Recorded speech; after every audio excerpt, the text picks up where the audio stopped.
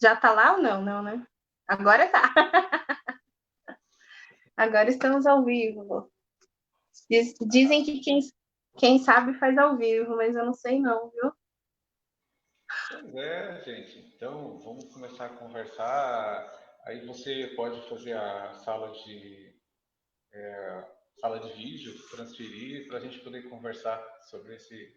Nós estamos ao vivo. Está começando a aparecer as pessoas que estão ao vivo, vai aparecendo para mim, tá? Oi, gente. A gente está na fase inicial dessa conversa, tá? Então, quem está recebendo, você está vendo no meu perfil do Alexandre e não no perfil Meu Mundo Autista, porque a gente quer que mais gente consiga chegar à informação sobre o autismo. Então, essa que está do meu lado aqui é que quer conversar comigo, e eu quero conversar com ela, é a professora Amanda, e ela vai se apresentar, e ela que vai conduzir essa conversa da gente aqui. É, isso a gente tentou, fez um plano, né? E não deu muito certo, né? Aí trocamos a função aqui de anfitrião e convidado. Mas eu agradeço desde já que a sua disponibilidade em conversar comigo, né, conosco, aqui em Santo André, São Paulo. Você está aí, tá calor ou tá frio aí? Aqui é Cuiabá, aqui está sempre quente. Aí tá assim, porque aqui tá um friozinho aqui. E é difícil a gente encontrar pais dispostos a falar, né? E a gente reconhece que a informação, a identificação é muito importante. Então, eu agradeço a sua disponibilidade em falar conosco sobre paternidade atípica, né? E aí o Alexandre Soledade, que tem dois filhos autistas, né? É o Guto e a Sofia, é graduado em Educação Física, Fisioterapia, né, Administração de Empresas, é servidor público, e aí fundou o grupo Meu Mundo Autista, que tem uma porrada de gente aí falando, né, sobre o tema, tentando se ajudar, né, que é para isso que servem os grupos, né, diminuir as distâncias entre nós. E aí a gente vai começar o nosso bate-papo sobre a importância da paternidade no mundo do autista. Né? A paternidade, obviamente, é importante na vida de qualquer criança, mas a gente vai trazer essas nuances aí para dentro do autismo. Então, vamos começar. Você quer falar um pouquinho sobre você? Quer falar sobre o grupo? É, eu costumo dizer que o grupo começou de uma. Porque as pessoas estavam procurando, né? Nós somos pais, mães, avós, pessoas que lidam com o autismo de formas diferentes. E aí precisávamos de um local para que nós pudéssemos convergir as nossas aflições, né? Trazer respostas para algumas perguntas. E surgiu de uma situação engraçada, porque nós participávamos, eu e os outros colegas que dividem a responsabilidade de trazer informação dentro do meu mundo autista, nós tínhamos a dificuldade de poder conversar com as pessoas por sermos pais. Então, quer dizer, chegou um momento que nós estávamos num grupo uma vez de WhatsApp e nós perguntamos, gente, perguntem para a gente alguma coisa, a gente pode responder. Aí uma pessoa falou assim, você é pai, forma um grupo só de pai. Aí ficamos chocados com a situação, conheci uma pessoa muito bacana pela internet, o nome dele é Renato. Aí a gente trouxe a ideia, vamos montar, vem me ajudar. E aí nós fomos trazendo pessoas, outra pessoa daqui, uma pessoa de lá. E hoje o grupo tem quase 7.400 pessoas. Então, quer dizer, Uau! são 7.400 pessoas. O grupo não tem, o foco é a informação, porque a informação é que vai diminuir o tamanho do medo das pessoas. E aí, então, eu acho que são pais e mães que precisam da informação. Sim. E hoje a gente vê a dificuldade, né, da informação, de um modo geral. A gente tem grupos e sites com informações bem ruins a respeito do autismo.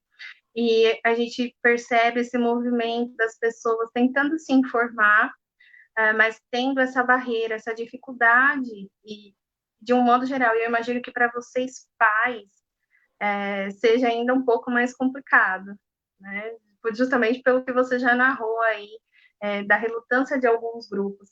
E eu queria que você falasse um pouquinho assim sobre esse assunto, sobre o acesso à informação e como foi para você ter acesso à informação também, no caso, quando você foi diagnosticar seus filhos.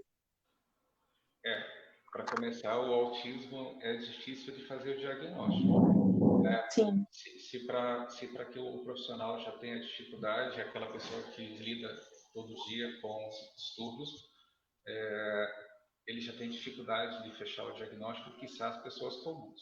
Nós podemos nos considerar pessoas comuns. E aí, quando a primeira vez, só fazendo um parênteses, a primeira vez que alguém veio conversar comigo, falou o seguinte: me fala do autismo. Quem me falou, quem me perguntou foi um médico. Então, um médico me perguntando como é que era o autismo, porque ele tinha visto na faculdade Uau. talvez uma aula sobre o autismo. Então, o que você podia esperar? Então, aí eu cheguei para ele e falei assim: olha, eu vou te explicar bem rapidamente como é que eu imaginei, como eu, pela primeira vez eu pude explicar para alguém o que era o autismo. Então, foi assim. Cheguei para ele e falei o seguinte: você imagina que tu vai numa casa agora e você fala assim: eu preciso pintar minha casa. Aí você vai na loja e fala assim: eu quero pintar minha casa, quero pintar o quarto do meu filho. Aí o pintor vem e apresenta essa paleta de cores que você está vendo aí na tela. Que cor que você quer? Então era a pergunta que a gente perguntou: que cor que você quer? Isso acontece. Nós pais e mães, quando nossos filhos se foram concebidos, a gente fica fazendo mil e uma imaginações do que ele vai ser. Ele nem nasceu e já está imaginando que faculdade ele vai fazer. Então a gente tem uma paleta de cores assim para descobrir o que ele vai ser. E aí você depara com o autismo. O autismo foi configurado, todo mundo sabe a situação do azul, porque é mais meninos do que menina. Tudo bem, eu vou pintar esse quarto de azul. Então chegou uma criança autista na sua casa. Então você vai pintar o seu quarto de azul. A sua vida vai ser azul. Aí você pergunta para o homem lá da loja de tinta: eu quero a cor azul.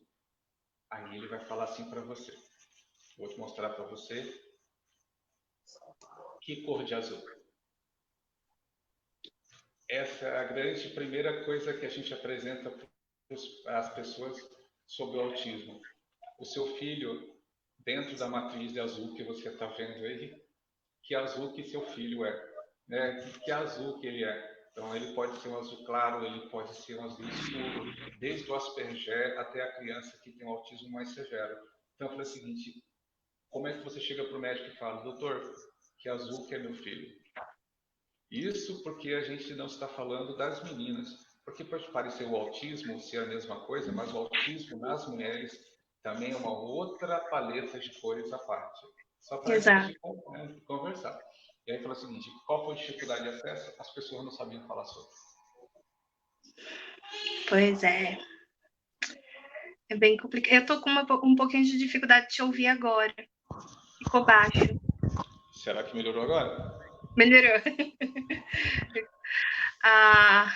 O espectro autista, ele é... Acho que as pessoas não entendem muito o que é o espectro, né? Porque quando a gente fala em espectro, a gente fala numa variedade enorme de sintomas, se é assim que a gente pode colocar. Alguns são comuns entre eles, né? Que vem aquelas grandes falas: todo autista é isso, todo autista é aquilo. Falas Todo, que eu... todo autista senta com a perna em Y, todo autista gagueja, todo autista não fala, todo autista balança a cabeça, todo. Está sempre associado a esses todos e não é bem isso, né? É, verdade. E é muito complicado. É bem complicado mesmo. A gente tentar qualificar as pessoas e levar essa informação. que, olha, um autismo leve pode ser assim, mas pode ser assim, mas pode ser assim. As pessoas têm dificuldade de entender que é um modo de ser. Como eu e você, neurotípicos, somos dois seres humanos diferentes entre nós, da mesma maneira, o autista, eles são diferentes entre eles, né? Cada um ali na sua singularidade. Aqui na ONG, Alexandre, a gente costuma fazer planos individualizados, porque nós víamos e recebíamos muitas crianças que não estavam sendo atendidas na sua necessidade, né? Fizeram um padrãozão assim de atendimento e de repente começaram a passar todas por aquilo sem considerar o particular de cada uma delas. E quando a gente começou a olhar cada criança com as suas especificidades, aí a coisa começou a andar. Foi quando a gente começou a ter mais resultado, foi quando a gente começou a ver crianças que não falavam falando, crianças adquirindo habilidades, né? E é justamente isso, mas existe uma dificuldade em você, talvez até convencer as pessoas dessa forma toda colorida, né? Que é o espectro. E até recentemente a militância autista, porque os autistas adultos agora se ergueram, né, para trazer, eles até colocaram como símbolo o símbolo do infinito, todo colorido, né? É cheio de cor aquele símbolo que eles colocaram, determinaram que seria o símbolo do autismo, porque o espectro é isso, né? O espectro é essa imensidão de cores e de uma corzinha, como você disse, os tons de azul, vem outras milhares de tons de azul, né? E é bem isso. E eu acho que nessa resistência do público geral, com relação às características particulares do autista, e que isso também de alguma forma afeta vocês pais. Então, eu queria saber sobre as dificuldades de resistência, assim, ao diagnóstico. Por que o diagnóstico do autismo, na sua opinião, ainda causa tanta resistência nas pessoas, principalmente nos pais? A gente, todos nós, tá conseguindo me ouvir, né? Tá conseguindo ouvir bem. Então, a gente tem expectativa. Os pais têm expectativa, né? Não só o pai e a mãe, né? Toda a família cria expectativa quanto o que está acontecendo. E aí a gente fica numa situação assim: meu filho quando crescer, quando nascer, ele vai ser jogador de futebol, meu filho vai ser isso, vai ser aquilo, meu filho vai crescer, vai comigo para tal lugar, eu vou levar ele. Aí a criança nasce. E a criança, mesmo que ela fosse normotípica, a criança tem os gostos dela, talvez ela não quisesse fazer nada disso que você sonhou para ela. Uma criança autista também. Então, quer dizer, aí está a primeira dificuldade, é aceitar o diagnóstico. Não, meu filho não pode ser autista. Meu filho é normal, ele só é um pouquinho lento. É só um pouquinho lento. Eu acho que esse médico está exagerando. Por quê? Porque tem uma expectativa que foi alimentada sobre uma situação futura e ela foi frustrada. E aí o pai não consegue assimilar muito bem isso. Aí nós temos que levantar a mão para as mães e falar o seguinte: as mães aceitam muito mais facilmente a situação e abraçam muito mais a situação do que nós pais. E aí nós precisamos dar o braço a torcer, que a gente precisa crescer, a gente precisa amadurecer com a situação. Primeiro aceitando a condição, aceitando essa novidade, porque você vai ser importante nessa criação, independente de onde você está.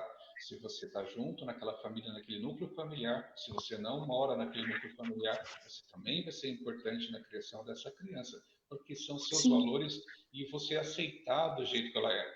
O Augusto, perdão, o Augusto, ele é Asperger, ele acabou de fazer 15 anos, ele conversa, ele é extremamente, mas ele se isola, é o jeito dele ser, é extremamente pontual, é isto e pronto. A Sofia, ela não fala, então, ela não fala. Para comunicar com a Sofia, você tive que aprender sinais, tive que ensinar sinais para ela. Ela ouve tranquilamente, mas ela, quando está em crise, só são os sinais que eu faço com ela que ela consegue entender o que eu quero. Então, quando ela está em crise, são os sinais, são a linguagem não verbal que consegue chegar até ela e fazer ela parar com a crise. Então, quando você fala o seguinte, são duas crianças diferentes, são dois azuis totalmente diferentes. Então é o seguinte, são um menino, é um menino, é um menino, já são diferentes. E aí o pai fala assim, eu não aceito. Aí ele sai de casa, sai da vida da pessoa, sai da vida de tudo. Não adianta sair da vida. Seu filho é seu filho para o resto da vida.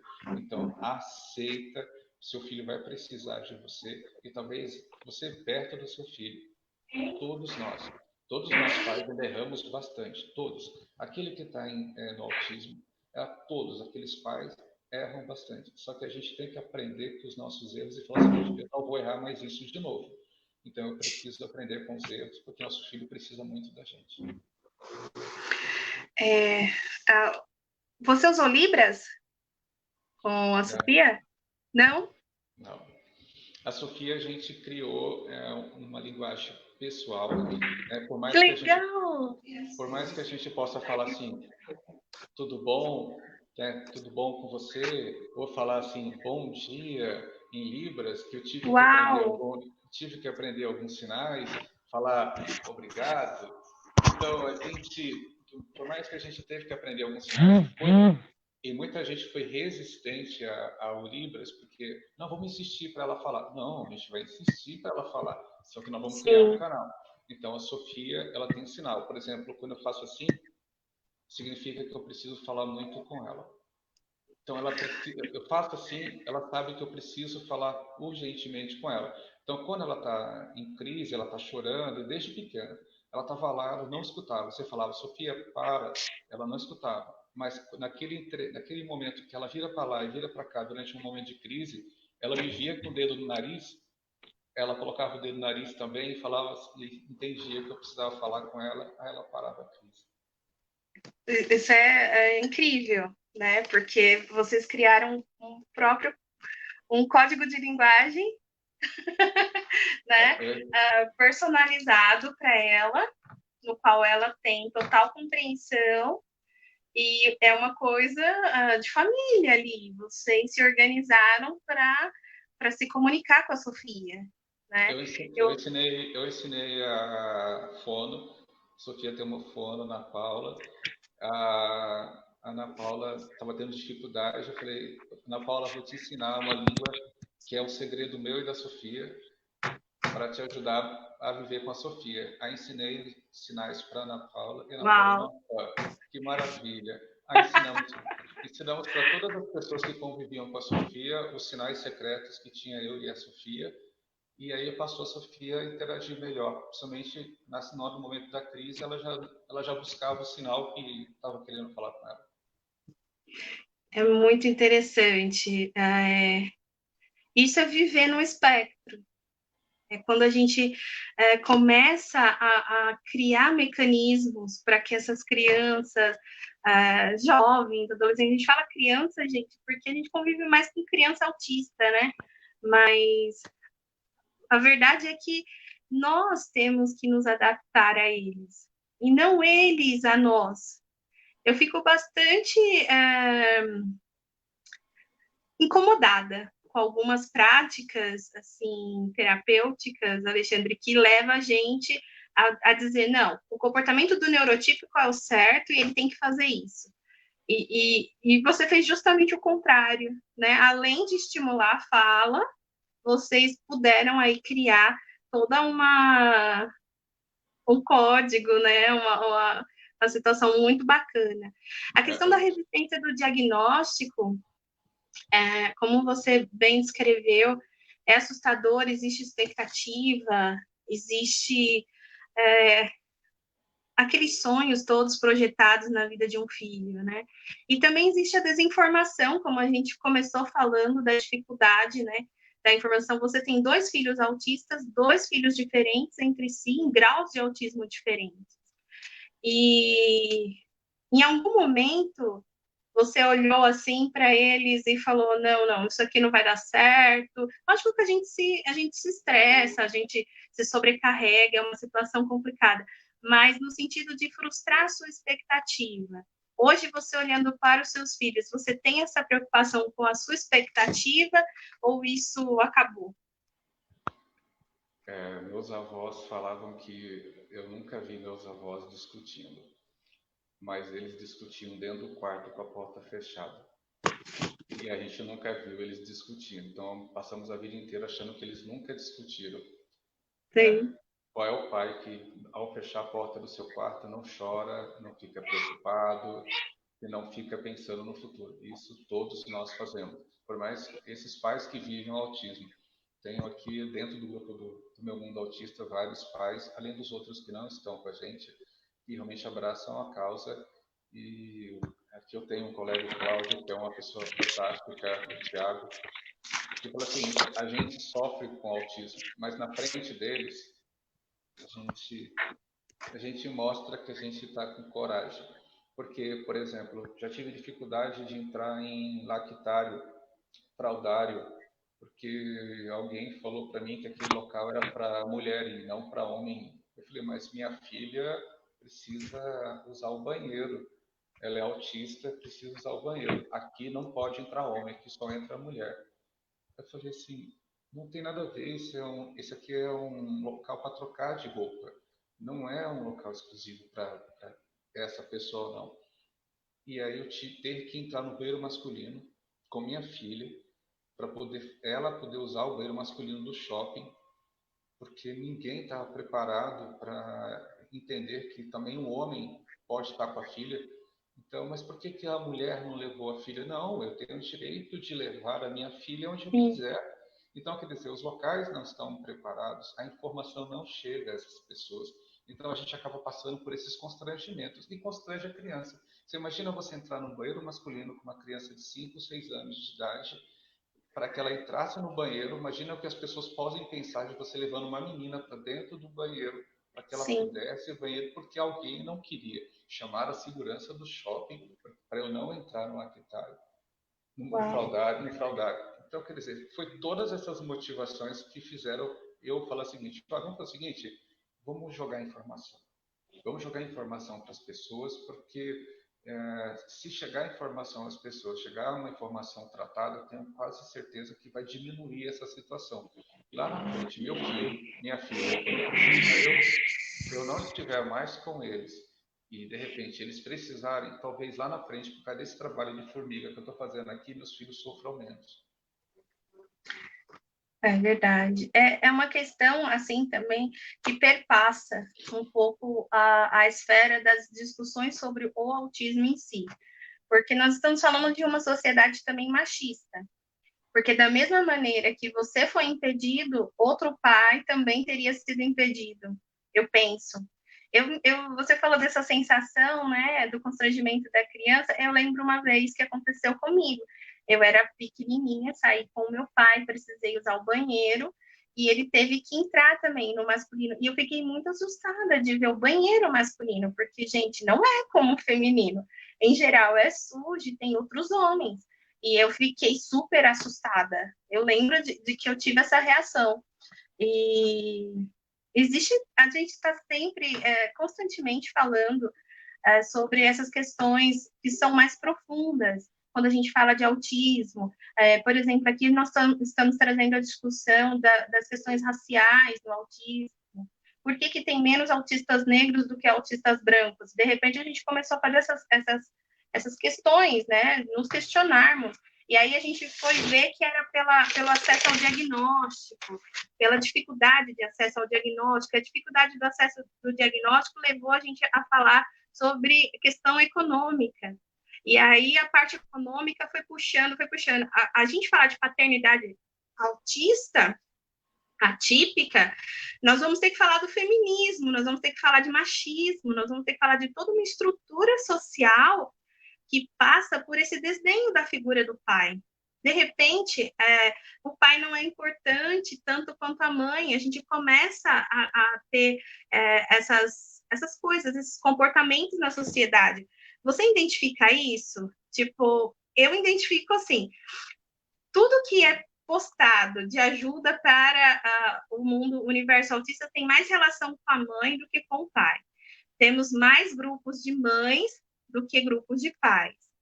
Esse é só um reflexo, na minha opinião, de como a sociedade realmente se configura, em que os pais têm um papel secundário na vida das crianças. E aí vocês que não são assim, têm que lutar para ter o papel que merecem, né?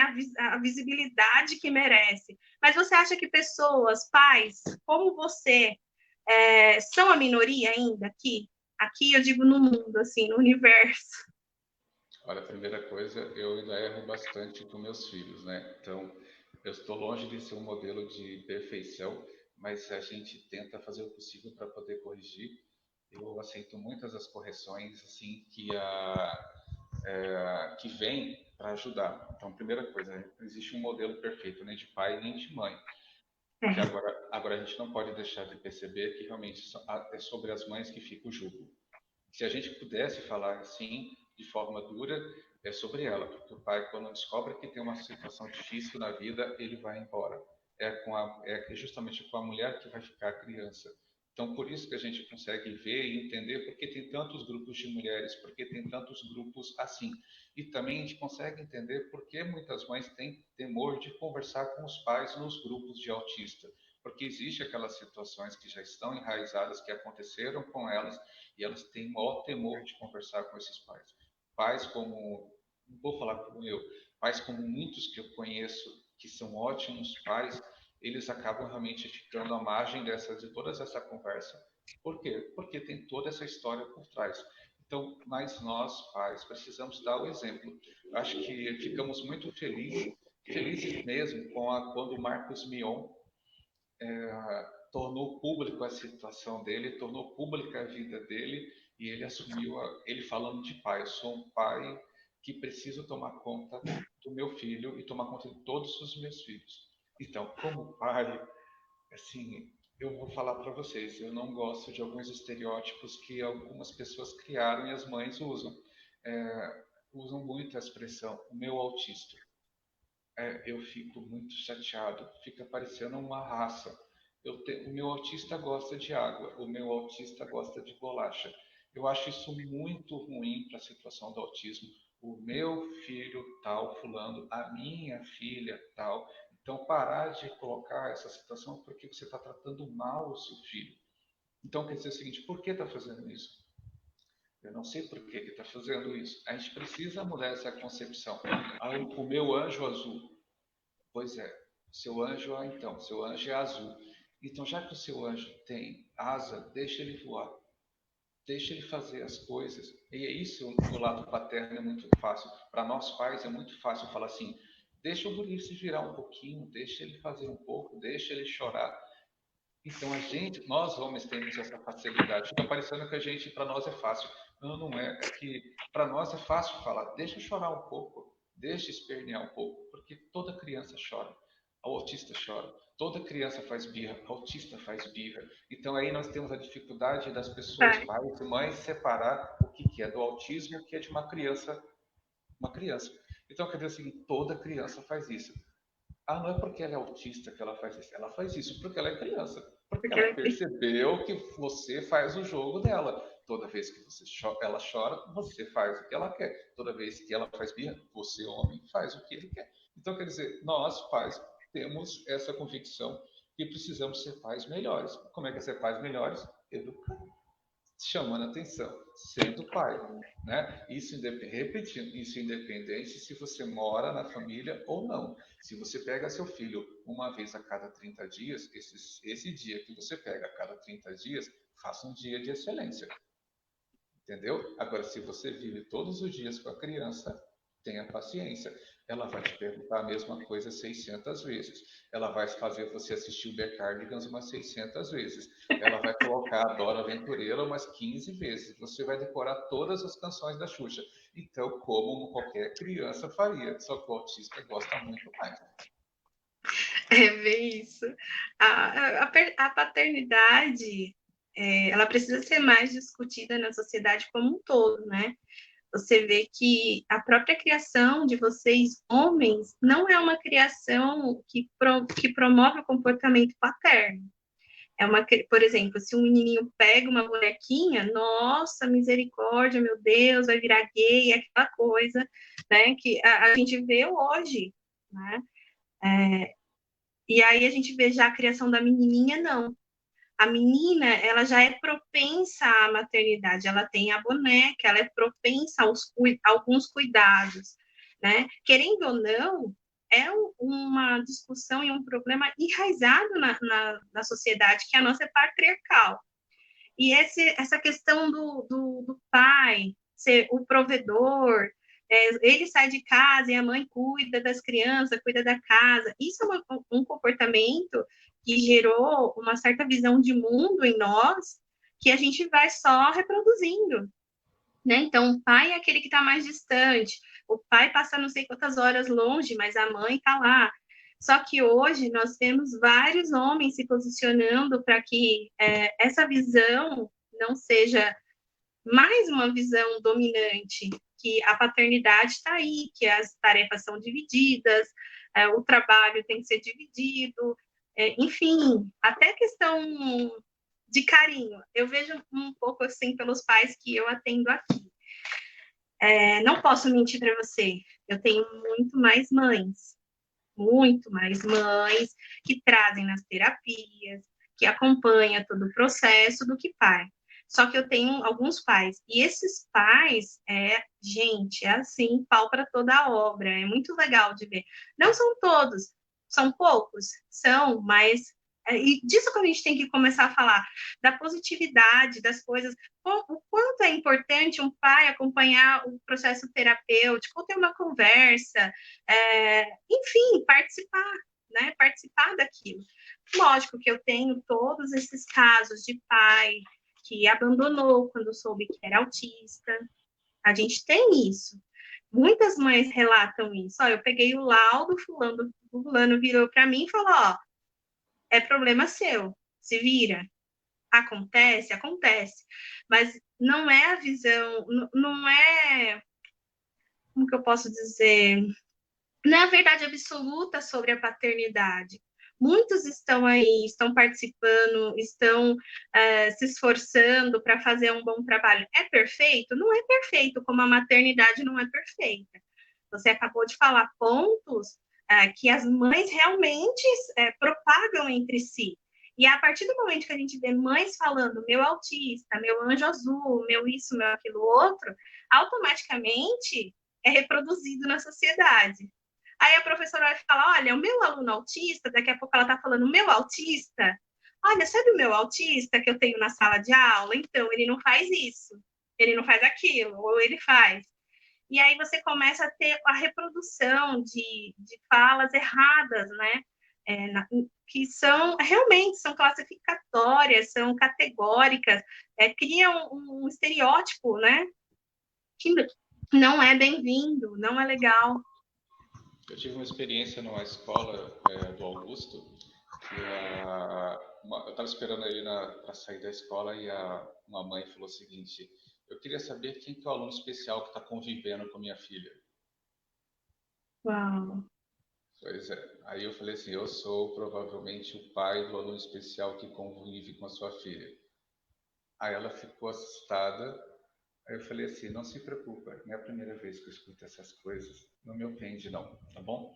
Mas eu posso te apresentar, meu filho, talvez você goste muito dele. Então, quer dizer, a gente precisa também ter atitudes diferentes. A gente não pode ser proativo, ser provocado e todas as vezes sair brigando em barraco, fazendo barraco em fila. A gente não pode ficar toda hora fazendo porque meu filho. Não, a gente tem que saber que a gente precisa saber conversar, saber se posicionar. Uma das coisas que o autismo não tem e precisa ter pode soar diferente, né? Assim, o autismo tem voz. O pessoal fica falando, precisamos dar voz ao autismo. Não, o autismo tem voz. O autismo não tem audiência.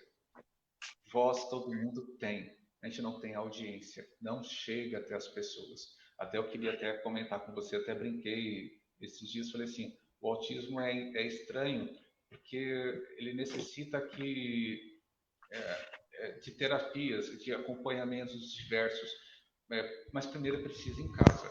Né? Isso Isso é muito bem claro que a gente precisa em casa. Só que o problema é que é difícil chegar até as pessoas que têm algum conhecimento. São valores assim que às vezes são fora do normal. Há uma divergência muito grande por interesses de conselhos de classe. Por que que tem que ser essa terapia? Porque essa terapia custa R$ 150 e só um profissional pode fazer.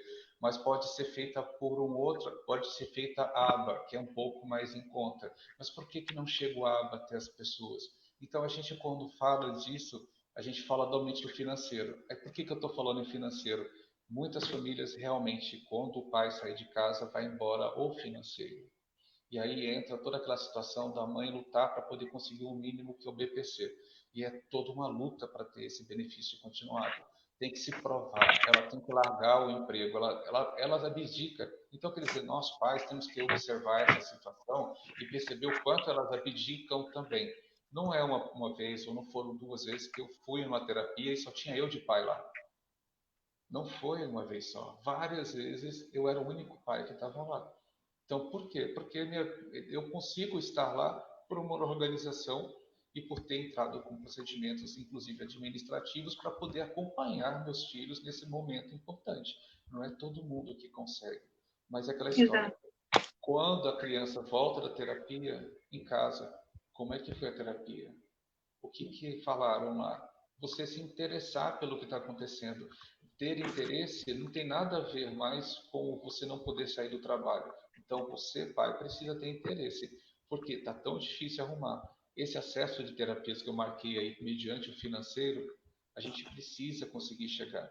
Atitudes de ONGs, existem outras pessoas que têm ajudado bastante. Chegar ao autista, chegar aos pais, mas precisa chegar mais, precisa chegar muito mais. Falei, citei agora há pouco o Marcos Mion, quando ele teve ele conseguiu mobilizar a primeira-dama do Brasil para que mudasse uma legislação que nos interessava para a gente, que é o censo.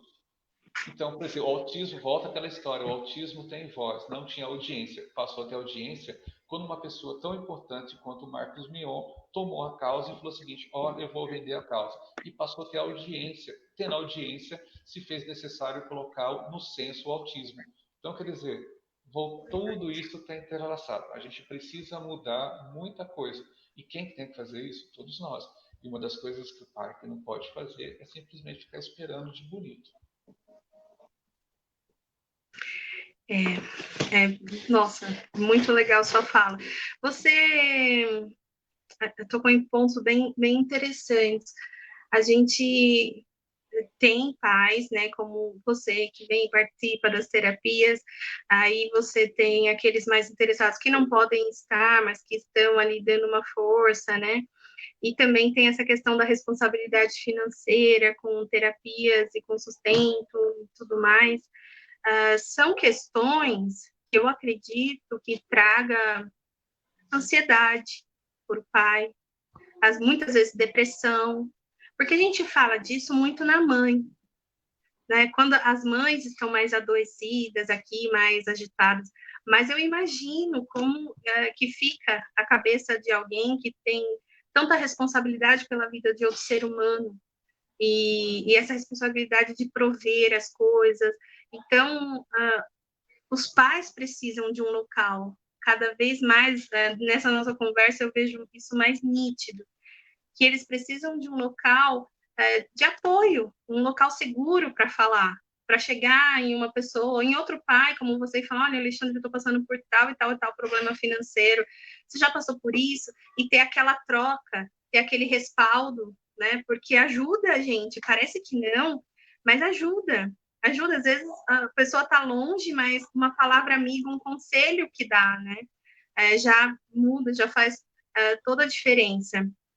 E realmente, assim, essa questão dos pais serem também o foco financeiro de todas as famílias, da maior parte das famílias, é uma questão que sobrecarrega muito.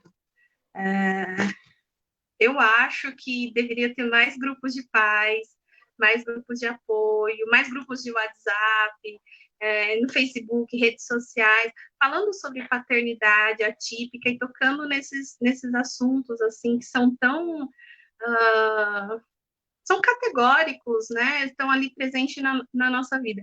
Agora, sobre o Marcos Mion, tem quem ame no mundo autista, tem quem odeie. Não é estranho? Eu acho estranho. Eu acho muito estranho. Uma vez, me mandaram uma publicação que o Bolsonaro e a esposa dele fizeram uma festa de aniversário para uma criança autista que não tinha sido convidada para o aniversário de um amiguinho na escola. Foi bastante repercutido esse caso. E aí eles fizeram uma festinha para esse menino e tiraram foto, obviamente, postaram. Eu gostei, eu não sou bolsonarista, mas eu gostei da atitude, porque é o que você disse da audiência. É importante falar. Não me interessa quem está falando, é importante falar sobre o autismo. E, de repente, aquele caso trouxe uma visibilidade bastante bacana para a gente trabalhar. E aí você vê gente criticando, que vê só a parte política, vai lá e mete o pau, mas como assim, né? E a mesma coisa acontece com o Mion. Você já trombou com uma pessoa que, ou já viu algum comentário no grupo de pessoas que descem a lenha no Marcos Mion? Olha, a minha mãe, a avó das crianças, ela é louca, apaixonada pelo Marcos Mion. Tá baixo. A minha mãe é apaixonada pelo Marcos Mion. É. Por quê? Porque defende a causa dos netos dela. Sim.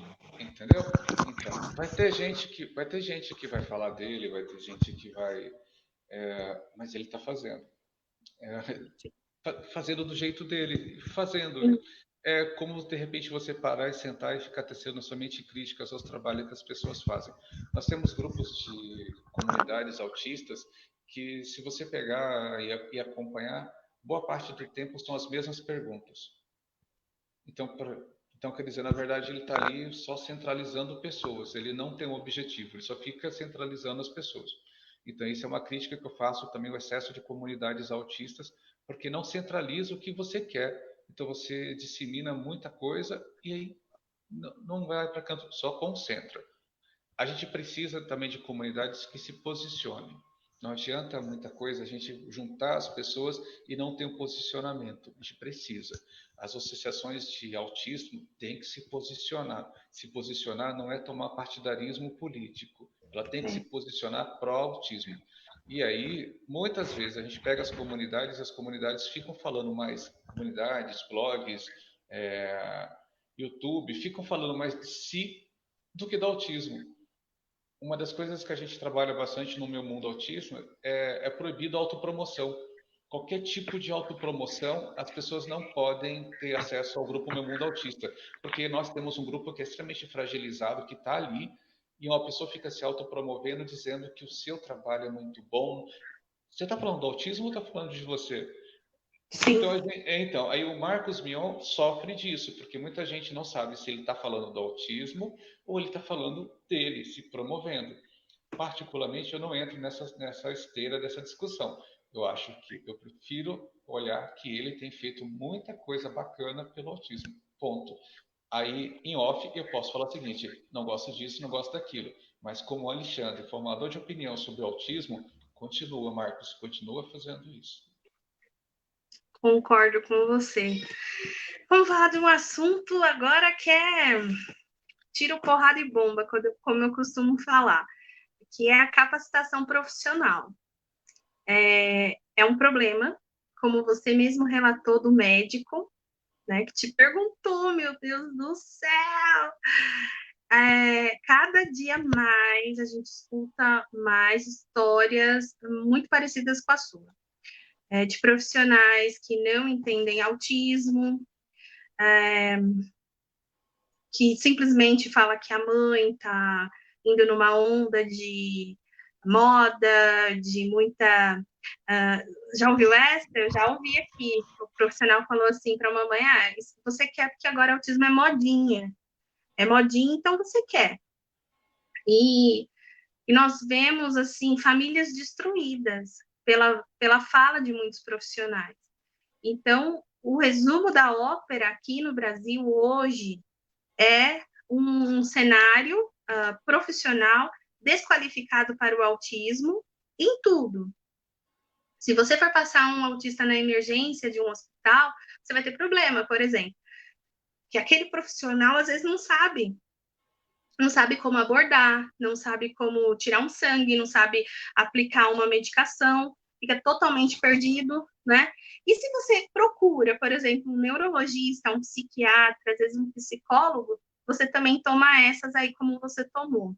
Eu queria saber qual é a sua visão com relação à capacitação e à formação do profissional aqui no Brasil hoje. Vamos por partes, tá? A gente tem realmente a criticar algumas coisas, criticar tem um fundamento, né?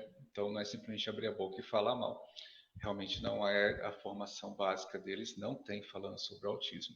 Isso é fato. Ele não tem. Que o autismo virou modinha, a gente faz assim e aí responde que talvez, porque realmente é um oceano azul. Na administração a gente usa bastante esse termo, fala oceano azul. Todo mundo agora viu que tem tantos autistas, está sendo tanto divulgado, está dando visibilidade à causa autista e todo mundo agora quer um pouco dessa fatia de mercado e se diz especialista em autismo. Aí eu falo, a modinha não é ter seu filho autista, a modinha é as pessoas quererem tratar o autista.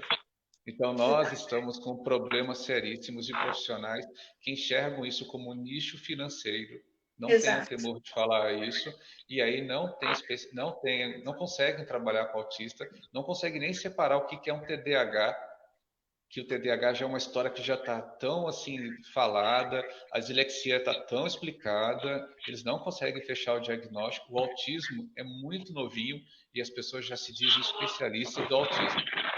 É verdade. O autismo é tão complexo que de uma CID-F ela virou uma CID-11.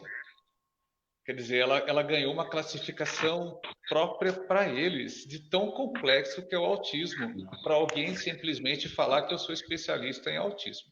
Então, quer dizer o seguinte, Verdade. pode parecer besteira, mas o maior especialista de autismo que eu conheço gerou ele. O maior especialista no autista gerou ele. É um pai e uma mãe. Esses são os maiores especialistas. São esses que vão fornecer o feedback para o médico, que quer entender como aquela criança se comporta. Por isso que é preciso. Os médicos não conversam com os pais. Já começa com o diminutivo. Mãezinha, entenda. Paizinho, entenda. Não, paizinho não. Mãezinha não, não sou sua mãe, não sou seu pai. Eu preciso que o senhor me fale profissionalmente como é que eu posso ajudar o meu filho. Então a gente já começa a se posicionar, não é brigando, mas querendo que o profissional também seja profissional com a gente. A gente precisa do profissionalismo dele.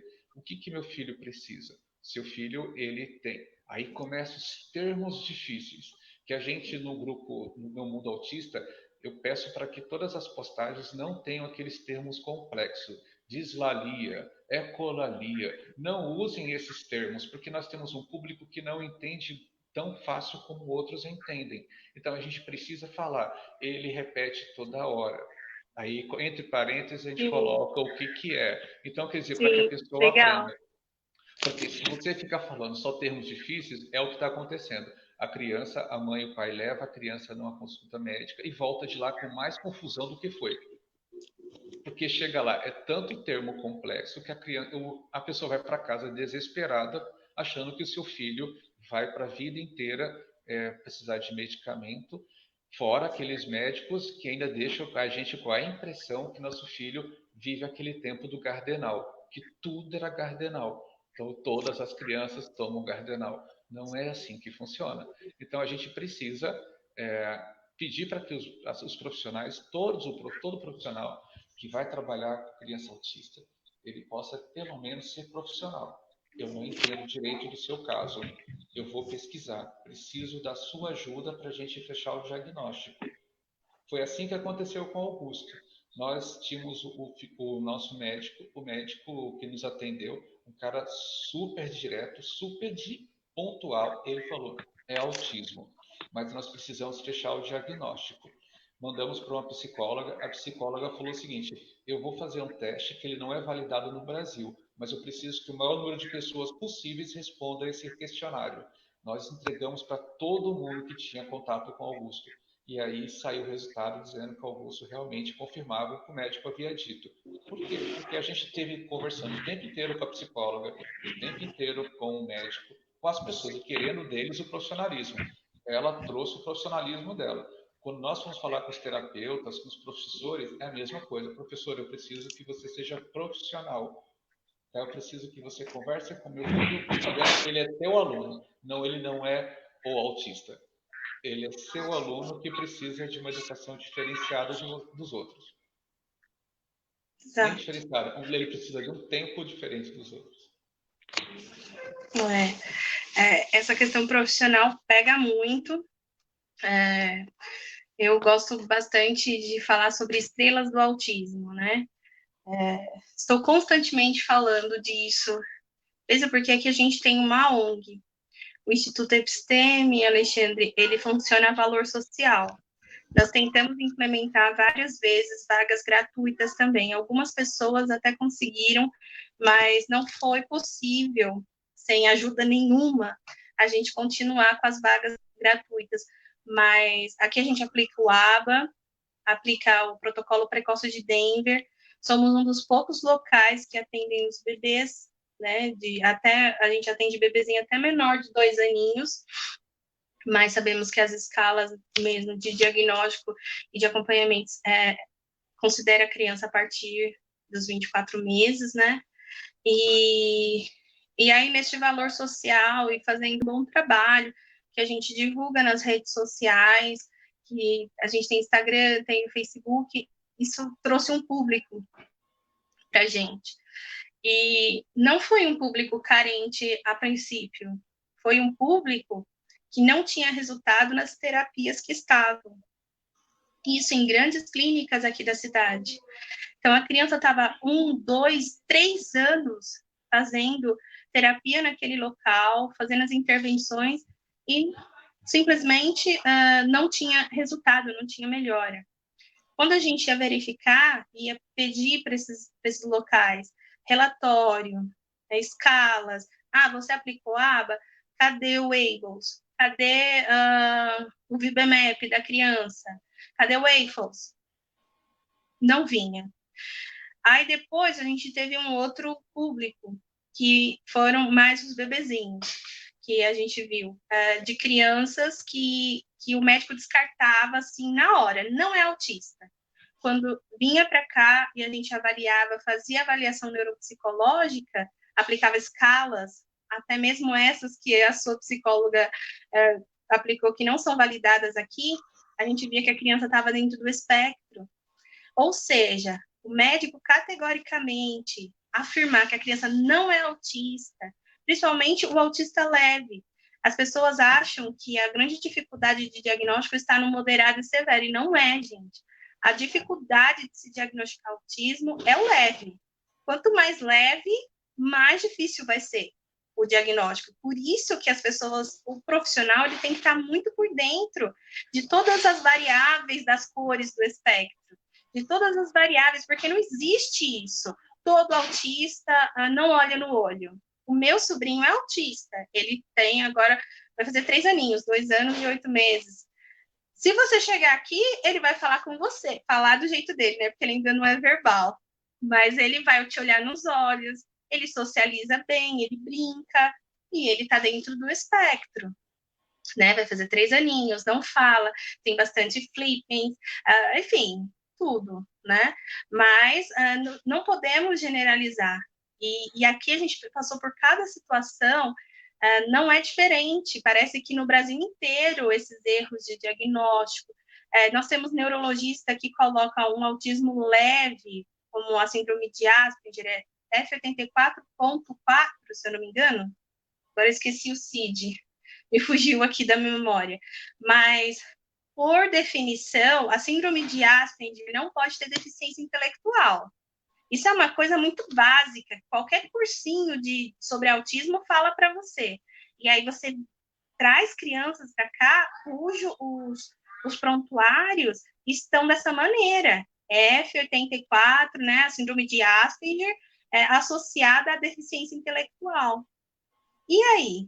é a sua palavra contra a do neurologista. Eu não sou psicóloga, eu sou uma educadora especialista em autismo e aplicadora. Aqui no Brasil, qualquer pessoa mesmo, eu acho, pode ser aplicador. Não existe uma fiscalização, não existe uma documentação. Você vai lá, faz um curso, e aí, de repente, você sai aí loucamente aplicando aba, como a gente vê por aí. Eu falo aba porque é o curso que mais tem. O Denver é bastante ainda escasso. Aqui em São Paulo, nós temos só a Universidade de São Paulo trabalhando Denver, até onde eu sei, algumas clínicas particulares, mas não com qualificação profissional. E o Denver atende melhor crianças abaixo de 6 anos, autistas abaixo de 6 anos. Melhor do que o ABA, bom, em teoria, né? Aí você tem o TEACH, o método TEACH, que a gente não consegue se qualificar aqui integralmente. Tem um cursinho ou outro que você faz, mas tem que ser fora. Se você quer se qualificar em TEACH, você é um profissional, você vai ter que estudar fora. E aí você acaba tendo um monte de gente que aplica um único método. Um único, que é o ABA. E a grande briga aqui no início, e a gente tem gente que nos ama e tem gente que nos odeia aqui no Instituto Episteme. Primeiro, como eu te falei, a gente começou a personalizar os tratamentos. E segundo, nós começamos a criar estratégias direcionadas para aquelas crianças, independente do método. Então, crianças acima de 6 anos, a gente usa as escalas do ABA para estar ali pontuando o grau de desenvolvimento, mas eu posso, de repente, usar uma estratégia ali na minha prática terapêutica do programa Sunrise, que é o que a gente faz aqui. A gente usa mais o Sunrise, Alexandre, porque é o que mais dá resultado para as crianças. A humanização, o carinho, a brincadeira, né? Tudo feito de uma forma lúdica. E aí a gente vai olhando e pontuando ali uma escala. Mas a gente não senta ninguém na mesinha, a gente não faz aqueles testes, a gente coloca os testes dentro de uma brincadeira, de um circuito, de alguma coisa, assim, eles fazem sem perceber. E ali a gente vai pontuando as coisas. Então tem gente que gosta da prática, tem gente que não gosta, né? Até mesmo alguns profissionais. Mas é muito difícil. Perdão. A gente percebe, por exemplo, assim, aqui em Mato Grosso temos, né, uma metodologia CAPC, no Centro de Apoio Infantil. No CAPC tem uma metodologia chamada Pandorga, é patenteada pelo CAPC daqui. Eles criaram e é fantástica para trabalhar com criança autista. É gratuita. Que legal! O acesso é pelo SUS. As pessoas conseguem chegar. Aí não renovaram o contrato de um profissional que era neurologista e encerrou todo um trabalho. Misericórdia. Então, quer dizer o seguinte, um profissional que precisava, que era a neuropediatra, a neurologista, acho que era a psiquiatra infantil. Então, quer dizer, por causa dela, a ausência dela, a gente perdeu, todos os pais que faziam, perderam esse grande trabalho. É um trabalho único que é criado pelos próprios profissionais do CAPC e era gratuito. Era uma metodologia própria. Não era o ABA, não era nenhuma dessas situações que a gente já é acostumado a fazer. Então, minha colega saiu da cena, mas a gente continua. Tá bom? Então, a gente percebe que a gente precisa mudar, a gente precisa trazer as pessoas para a conversa, os profissionais, trazer essa discussão, trazer que precisa. Vou dar só um exemplo assim, que é importante dentro da sua fala. Tem um método que é aplicado simplesmente pelos psicólogos, acredito que é TCC. Sim, terapia cognitiva comportamental. Pois é. O ABA também tem os mesmos resultados ou resultados bem parecidos e um outro público pode exercer o ABA, correto? Sim, sim. Pois é. Enquanto o Conselho de Psicologia e os outros conselhos ficam brigando para ver quem é que pode exercer essa função, o autista está no meio. Da analogia que eu sempre uso é que são dois elefantes brigando e o autista é o capim. Então, quem está sendo massacrado, pisoteado nessa briga de falta de resolução de quem pode fazer, o que não pode fazer, são essas pessoas. É por isso que eu sempre bato na tecla. O autista precisa de, não é de voz, ele precisa, ele precisa que seja levado para tudo, precisa de audiência, para que essas brigas internas possam sanar e podemos ter, de fato, tratamento de políticas públicas. Não é do governo A, do governo B, não é do governo do governo que usa uma camisa tal cor, outro governo que usa a camisa de uma outra cor. Não, quem está ali no meio são crianças. Então, eu, como pai, me posiciono. E o tempo inteiro olho para essas pessoas, eu faço igual para a Sofia. Eu boto o dedo assim no nariz e falo assim, poxa, eu preciso falar muito com você. Você que não quer ouvir. E aí, quando a gente procura os órgãos de competência, que tem que falar, defender, as associações, elas já estão politizadas, elas já estão ligadas a um político, está ligado a um vereador, para poder, assim, para tentar conseguir uma estrutura mínima. Eu não condeno, mas precisam fazer, às vezes, se ligar a deputados, a vereadores, para poder conseguir uma estrutura mínima para poder atender as pessoas, que não seria o correto. O correto seria a gente lutar para ter sem precisar ninguém fazer isso. Então, essa divergência que você apontou é uma divergência quem pode fazer, qual é o melhor método. Nossa, tem tanto Sim, método bom e não pode ser aplicado, porque enquanto não se resolve uma pendenga, o conselho tal falou que não pode, só o meu profissional. Aí o outro conselho fala, não, só o meu profissional. Gente, tá certo, resolvam-se, mas enquanto vocês estão resolvendo, permitam que as crianças recebam o tratamento, porque senão vai ser sempre isso. A gente precisa, nós sabemos, quanto mais cedo a criança recebe o tratamento, melhor. Quanto mais precoce é o tratamento, melhor. E aí fica sim, nessa discussão, a criança chega à fase adulta sem estímulo nenhum, porque nós não temos pais exato. nem mães capacitados para dar estímulos para as crianças, porque nessas horas o medo bate e os pais não sabem o que fazer. Quantas vezes eu, como pai, mesmo sendo assim disseminador da causa autista, fui pego de surpresa em não saber fazer uma determinada coisa. Tive que ser chamado a atenção. Alguém me chamou a atenção. Por que você não faz isso com a Sofia? Por que você não faz isso com o Augusto? Porque a gente acaba se perdendo. Então a gente precisa de um norte. E esse norte tem que partir das políticas públicas que Exato. a gente fica temerário a conversar. E aí fala, quem vai falar sobre isso? Ah, não pode ser o Mion. Não pode ser o não pode ser o Marcos. Quer dizer, entendeu?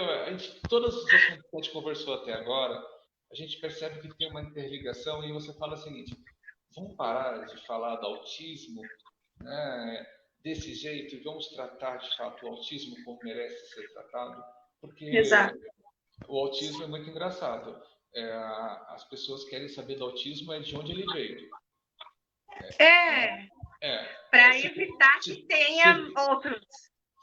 é culpa da mãe, é culpa do pai, tem alguém na família, vamos fazer cariotipagem. Fazer cariótipo é R$ 5.000 cada criança. Quem é que tem dinheiro para poder fazer cariotipagem para descobrir de onde veio o autismo? Isso Pois vai, é, isso vai mudar em que na relação do autismo que é a cariotipagem? pois é. A gente precisa mudar muita coisa.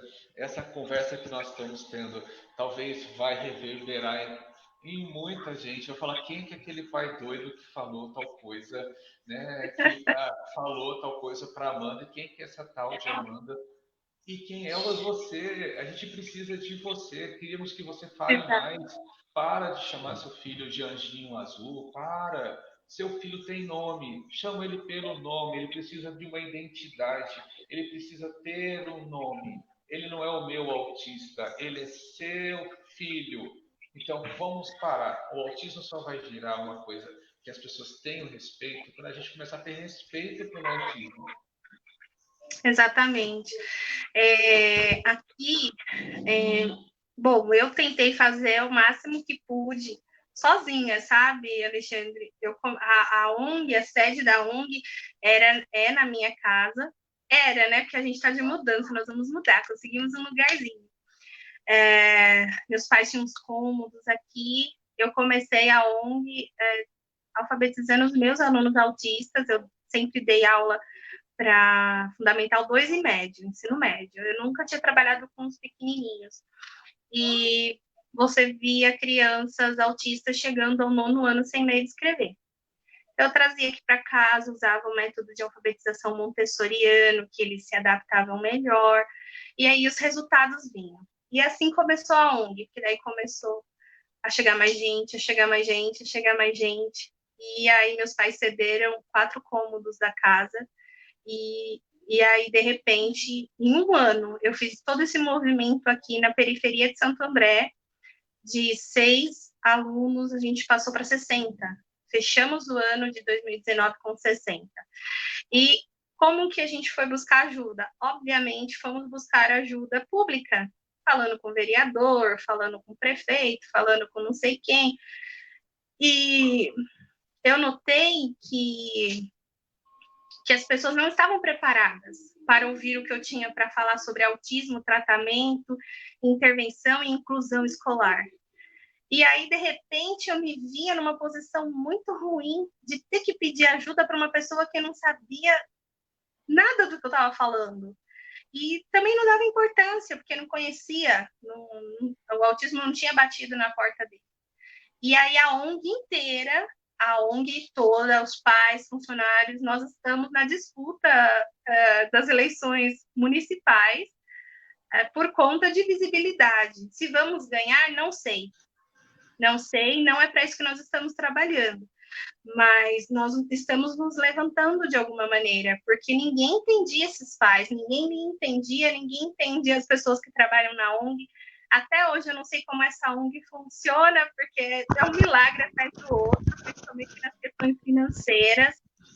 E qual que é a deixa? No início, eu achei que o que eu queria?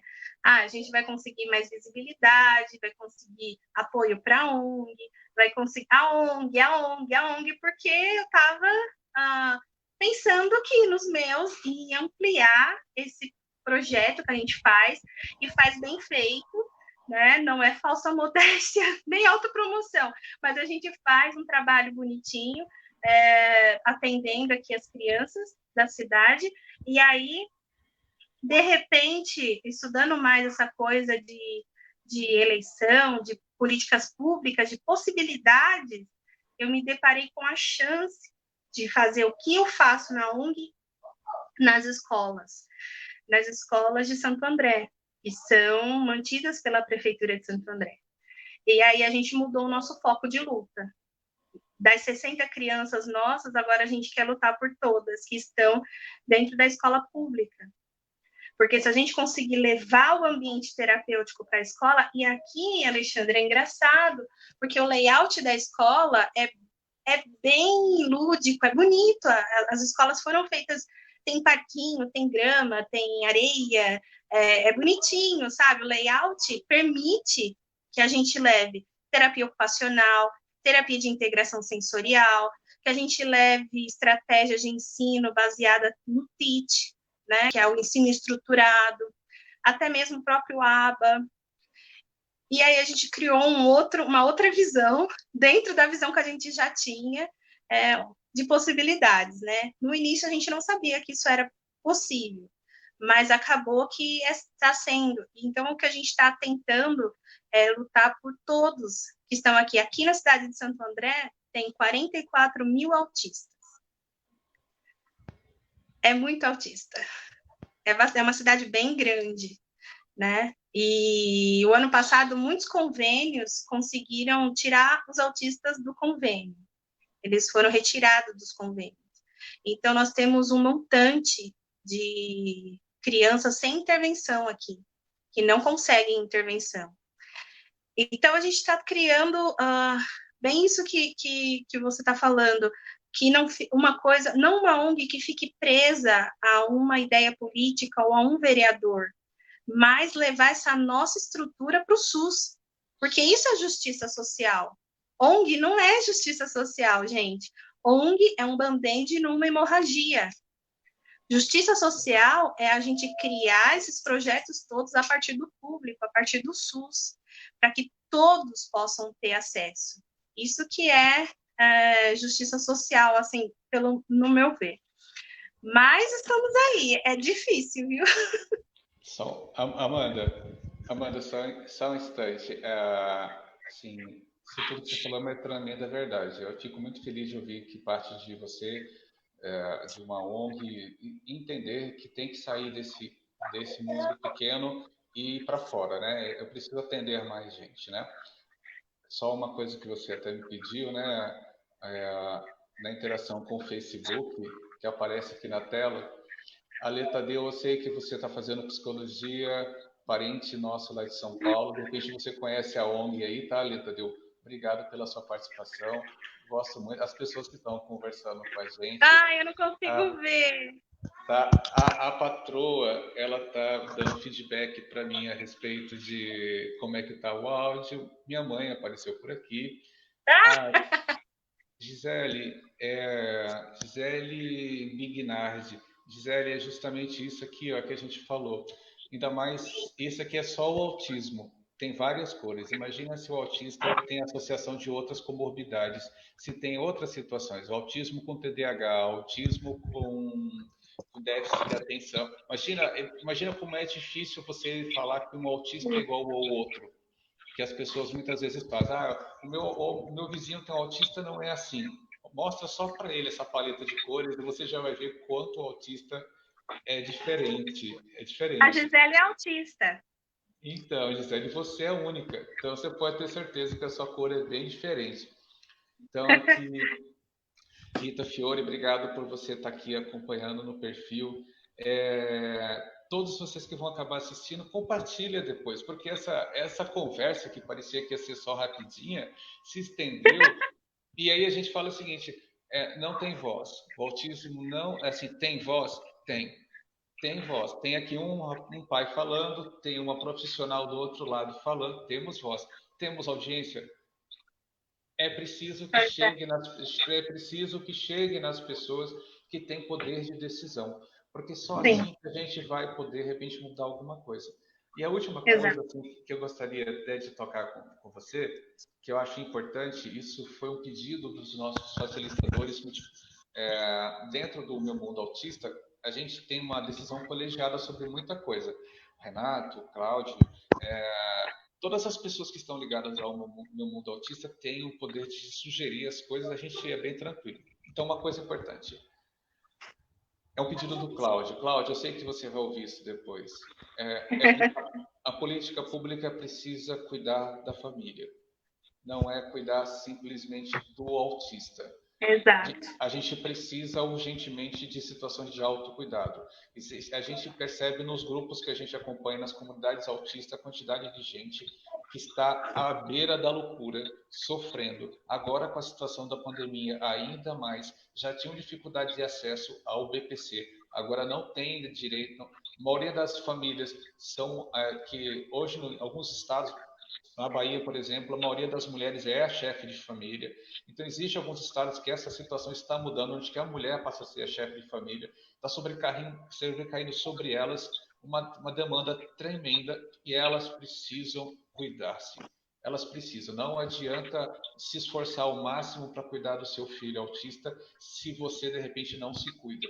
É preciso que a gente invista mais no cuidado da mulher. Aí você me perguntou lá atrás, existem homens que estão depressivos pelo autismo? Tem. Temos muitos homens que têm medo de assumir o autismo e se deprimem, fogem, se matam e deixam a mulher e a criança sozinha. Então a gente precisa fazer um esforço para que a gente traga para políticas públicas a necessidade de autocuidado.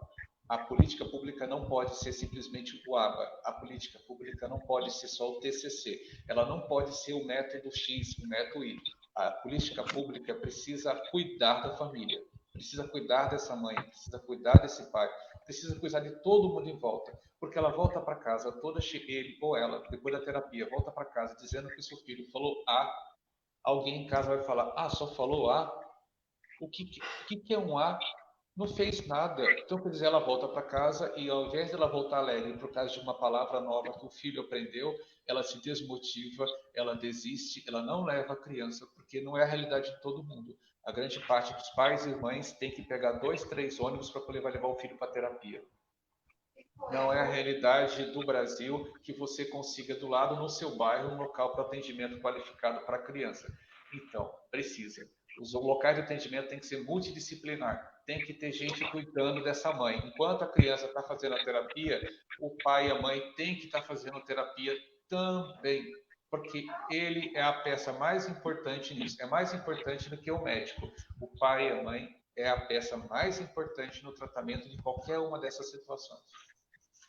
Concordo. Aqui na ONG nós temos o acompanhamento dos pais desde o início. Já tínhamos identificado essa necessidade, muita depressão, muita ansiedade, muita crise de estresse, patologias associadas, porque a gente tem que lembrar que os pais são seres humanos e que podem estar adoecidos ou podem já ter doenças mentais ou físicas que vão atrapalhar a sua saúde, né, como um todo, o seu bem-estar. Então, a gente pensa nisso. Sabe que essa sua fala me remete a um ponto muito importante, Alexandre. Não sei se aí acontece como aqui, mas aqui tem muita gente que não sabe de nada tentando fazer políticas públicas da educação, tentando fazer políticas públicas para o autismo. Só que a pessoa não tem conhecimento técnico. E eu bato nessa tecla, que para você fazer políticas públicas, você tem que ouvir profissionais, você tem que ouvir os pais, você tem que ouvir o autista, para que você consiga desenvolver políticas públicas que vá de encontro realmente com a necessidade dessas pessoas. Porque aqui existe um certo estrelismo entre grupos de mães, grupos políticos rivais. Como eu te disse, a cidade tem muitos autistas. E eu vejo só essa metáfora do elefante é incrível, porque é exatamente isso. Todas as crianças estão no meio, enquanto nós, adultos, estamos ali, ó, pisoteando todas elas. Porque quem hoje fala de autismo aqui na minha cidade não tem o menor conhecimento sobre autismo. Aí você vê autopromoção, a pessoa querer crescer em cima de uma causa, né? E às vezes isso até parte de pais, porque ser pai, ser mãe, também não te coloca nesse pedestal aí para saber tudo sobre o autismo, né? Aqui as mães são desunidas, Alexandre. Você tem que ver como ela é uma desunião, é uma briga, né? É uma coisa assim que atrasa todo o processo de inclusão da cidade. E essa questão do conhecimento técnico. Eu acho que para se criar políticas públicas para o autista, é preciso ter conhecimento sobre autismo e continuarei defendendo isso, principalmente aqui na minha cidade, porque tem muita gente falando, faz isso, faz aquilo outro, mas olha, não é eficiente, sabe? Igual você falou do transporte. Poxa, por que a gente não está pensando numa forma de transportar as crianças para as terapias de forma mais humanizada, de forma segura, de forma mais confortável? Eu tenho autistas que surtam no transporte público, chegam para fazer a terapia já desestabilizados. Isso é justo? Não é, né? Não é justo com aquela criança. Então, já que nós não temos condições de colocar aí, uma clínica multidisciplinar por bairro, então vamos pensar na escola como ambiente terapêutico, que é a minha defesa. Vamos pensar, não dá para fazer a escola enquanto ambiente terapêutico, vamos pensar no transporte, vamos pensar em como eu posso transportar melhor essas crianças. Então, assim, eu vejo que é muita gente, às vezes, tentando dar opinião e as pessoas só vão confundindo umas às outras. E a pessoa que entende mesmo não é ouvida. Uma coisa, por partes, até para a gente sintetizar. Quando você perceber que estão falando demais, entendeu? Então, estão falando demais, eles não estão te ouvindo, estão em crise, e não estou falando do autista, estou falando dessas pessoas. Pois é. É o sinal da Sofia. Então, quer dizer o seguinte, que você precisa muito falar com elas, então que você precisa que elas se silenciem um pouco para poder ouvir. É difícil porque precisa ter voz ativa, precisa que pessoas possam falar. Aqui no meu estado, a gente não tem apoio. Se fala assim, não é diferente. Nós temos muito menos população do que vocês aí em São Paulo, mas temos problemas também tão grandes quanto. Isso em qualquer lugar do Brasil. Eu sei que esse vídeo vai chegar em vários locais do Brasil. Aí fala assim, olha, você que está aí, que tem seu filho, a família Cantinho, que lá de Recife, ele tem sempre postando para gente, faz um movimento aí em Recife, fala para eles, ó, eu preciso falar muito com vocês. Fala para o político, ó, eu preciso falar muito com vocês. Depois que passar essa febre da Covid, toda essa situação de risco que puder as pessoas voltarem a fazer, eu preciso falar muito com vocês, né? Porque senão fica sempre isso, a gente vai ficar reclamando, reclamando, reclamando, então vai lá reclamar com eles, junta a sua associação e vai lá. Ah, mas a AMA não vai. Ah, não precisa da AMA, a gente vai lá, a gente vai falar. Se a AMA quiser ir, que bom. Se a PAI quiser ir, que bom. Então, quer dizer, se todas as instituições, eu preciso, vai lá, eu preciso falar muito com você. Tá? Então, quer dizer, essa é um fato. Que bom que vocês conseguem fazer. E aí, eu gostaria até de encerrar, eu sei que para não ficar muito longo, para que as Ficou pessoas possam... grandão. Pois é, eu não esperava isso. Assim, dei uma oportunidade. Né? Aqui eu estou vendo assim os comentários e muitas pessoas da minha própria família dando parabéns por eu ter estar falando. Eu dou parabéns para vocês porque vocês entenderam a situação e vocês abraçaram a causa. Né? Agradeço muito a minha esposa que realmente ela me ajuda muito, me puxando a orelha o tempo inteiro, né? E aí, então, quando a gente fala para finalizar mesmo, quando a gente fala do autismo, a gente tem que falar com carinho. Não é simplesmente o conhecimento que convence.